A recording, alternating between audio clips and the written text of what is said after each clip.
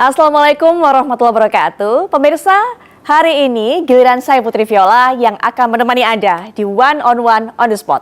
Tokoh yang satu ini kami undang untuk bisa berbicara di One on One. Saya mengenal beliau sebagai sosok yang begitu passionnya, begitu besar, luar biasa, komitmennya juga di dunia olahraga. Sehingga mungkin ini ya yang membuat beliau ini begitu keras saat memotivasi para pemain dan sepertinya juga sudah siap menerima hujatan, kritik dari semua warga negara Indonesia. Ketua Umum PSSI, Bapak Erick Thohir. Pak Erick, bisa tidur nyenyak, mimpi indah setelah Indonesia menang dari Arab Saudi? Belum. Kok belum, Pak? Kan belum tuntas kerjanya. Kan targetnya bukan menang per game, tapi bagaimana kita bisa dapat kesempatan untuk kualifikasi Piala Dunia. Sama seperti waktu itu kita kerja keras untuk meloloskan tim Olimpiade, ya itu target utamanya. Walaupun memang apapun hasilnya kita harus tetap bangga karena kita belum pernah waktu itu ranking 4 Asia untuk U23 ya. Dan kita bisa bermain untuk kualifikasi Piala Dunia. Tapi ya namanya bola, selalu ada drama. Selalu ada drama, itu dinantikan juga. Tapi alhamdulillah akhirnya Indonesia berhasil meraih kemenangan perdana di grup C ini, Pak.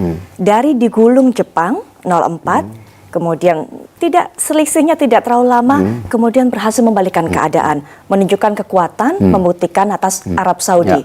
Evaluasinya apa yang dilakukan oleh tim, termasuk juga tentunya Pak Erick terus memantau proses itu? Ya, sejak awal kan saya selalu bilang bahwa kita mau coba maksimal lolos Piala Dunia. 15 poin yang kita harus dapatkan untuk bisa di ranking 2. Memang ada perhitungannya waktu itu. Bisa nggak kita mendapatkan poin cepat, kira-kira 8 poin kalau kita menang sama Bahrain, menang sama China. Ternyata meleset, ya meleset. Dan China itu game yang paling krusial misalnya. Ya menurut saya ini yang kita yakinin, bukan berarti kita melihat Cina setengah mata. Mereka juga kemarin juga bikin kejutan. Tapi kembali kan dengan kualitas pemain yang ada, ya memang kita harus punya optimisme. Kita lihat aja berapa sih negara Asia yang punya pemain yang bermain di Eropa. Ya, mungkin nomor 1 Jepang, betul. Nomor 2 Korea, mungkin kita bisa masuk top 5. Artinya apa? Kualitas pemainnya ada, dan sehingga itu ya harapan yang kita mungkin juga bisa dibilang euforia atau terlalu tinggi, tapi dengan data-data statistik yang ada, ya mestinya the game melawan China itu merupakan kesempatan emas, ya. Dan tentu kalau sama Jepang, saya rasa memang kita kalah kelas jauh lah. Mereka nomor 1 di Asia, 15 di dunia.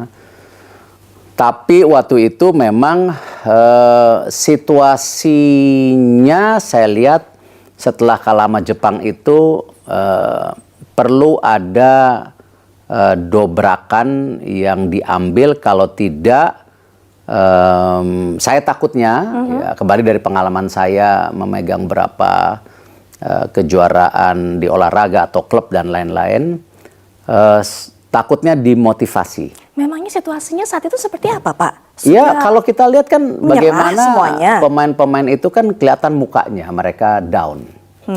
Ya, dan makanya saya memutuskan waktu itu masuk ke locker room, saya tanya lagi kepada mereka dan termasuk pelatih, masih percaya tidak proyek ini? Dan jawabannya percaya. Kalau waktu itu jawabannya sudah nggak percaya, ya saya mundur benar waktu itu.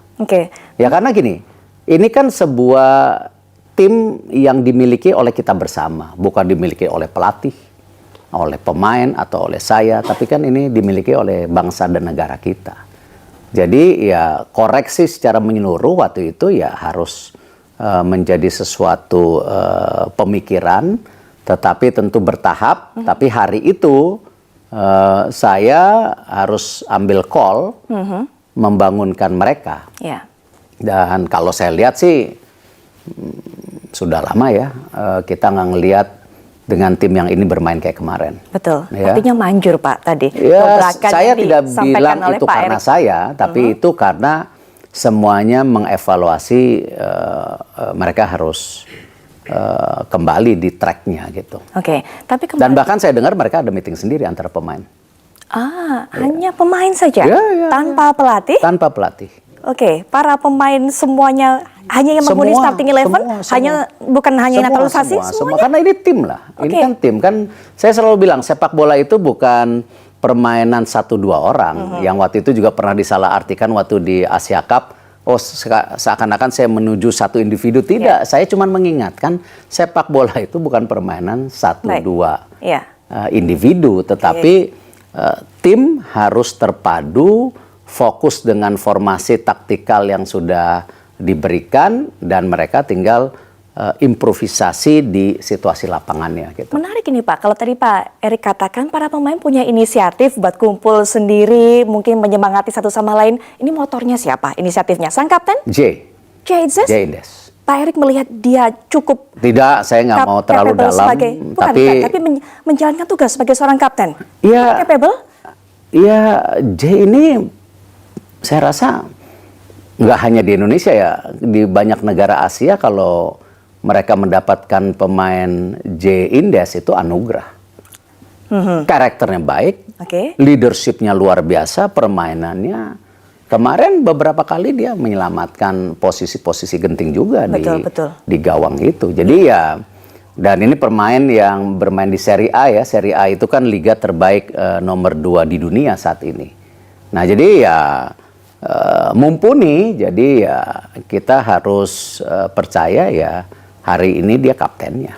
Betul sekali, J Indes juga salah satu pemain yang bisa dipercaya, sangat kompak menjaga barisan pertahanan, chemistry-nya cukup nyambung dengan para pemain lain. Ya, dengan supporter dia juga berani bicara, komunikasi dengan semua pemain, pelatih, termasuk kepada saya baik. Jadi ya faktor yang penting buat tim ini gitu. Tapi ini bukan permainan individu. Betul. Ini permainan kita sepakat soal itu. Adanya inisiatif J Indes, adanya pertemuan-pertemuan seperti itu, artinya sudah cukup ngeblend antara para pemain naturalisasi dengan para pemain lokal yang asli kelahiran kita. Saya nggak pernah dengar. Saya tidak pernah ada dengar situasi pemain lokal juga seperti Marcelino, Witan, Rido dan lain-lainnya. Mereka lihat kok bagaimana tim Indonesia ini sudah naik kelas. Jadi mau tidak mau mereka juga harus menaikkan kelas mereka, kalau nggak tertinggal. Makanya kemarin saya bicara juga mengenai Yuto Nagatomo, ya sebenarnya itu simple. Buat saya bagaimana Yuto sampai hari ini bisa in shape, ya karena memang dia siapkan dirinya dengan baik. Nah itu yang saya ingatkan untuk seluruh pemain, termasuk di luar negeri, termasuk yang di dalam, karena kelas kita sudah naik, ya aktivitas tambah individual skill itu mereka harus lakukan. Apapun caranya, saya kan masing-masing. Kan ini kan ininya mereka, panggungnya mereka gitu. Salut sih saya sama pemain. Jadi ini sepertinya menepiskan ketakutan para pemirsa, kemudian juga semuanya pecinta bola yang mengatakan ini para pemain naturalisasi cuma hanya sekedar mencari nama saja, nggak ada semangat kebangsaannya. Tapi Anda bisa dengarkan cerita Pak Erick Thohir tadi, apa dikatakan oleh sang kapten Bang Jai, begitu kalau katanya Ganet dan para netizen, Pak Erick ini ternyata bisa mengakomodir, bisa bikin solid satu tim. Sesaat lagi, tetaplah di One on One.